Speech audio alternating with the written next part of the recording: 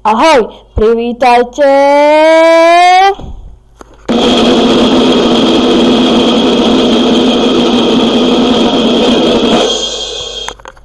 No ja. Ale nie. Dneska vám ukážem, ako si môžete zarestovať zložku. Ako prvé musíte vytvoriť nový textový dokument a priečinok. Najprv si otvoríte nový textový dokument a vložíte len tento text, ktorý vám dal aj do popisku videa, aby ste si ho nemuseli sťahovať.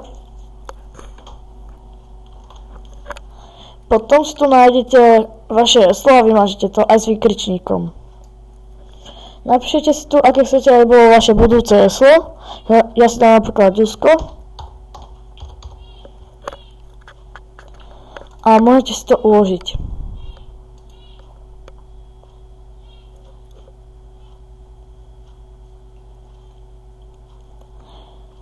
Dajte si to, kde chcete, aj názov, aký chcete, ale musíte mať koncovku .bat.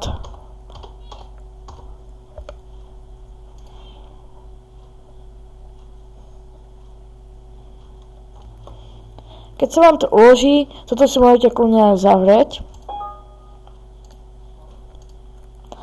A potom si musíte otvoriť nový priečinok, ktorý ste si pred chvíľou vytvorili.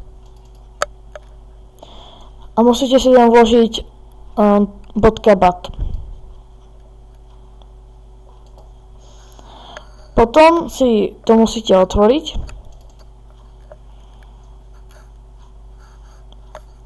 A máte tu, že máte pokračovať stlačením ľubovoľného klávesu, ja dám napríklad Enter.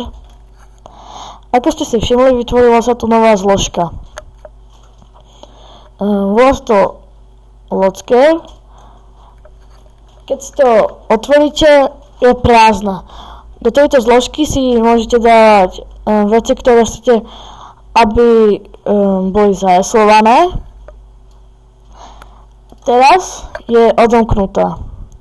Keď chcete ju zamknúť, no tak si to musíte otvoriť ešte raz, .bat. A tuto je napísané, či to chcete naozaj uzamknúť. Je tu Y akože yes a N ako no. Jedá Y, yes. Enter. Počkám. Zase tu musíte stlačiť ľubovoľnú klávesu, zase Enter. A teraz je uzamknutá.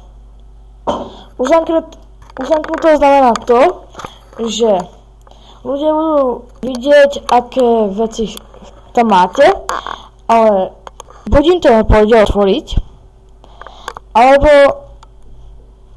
im to pôjde, ale to fakt iba niekedy.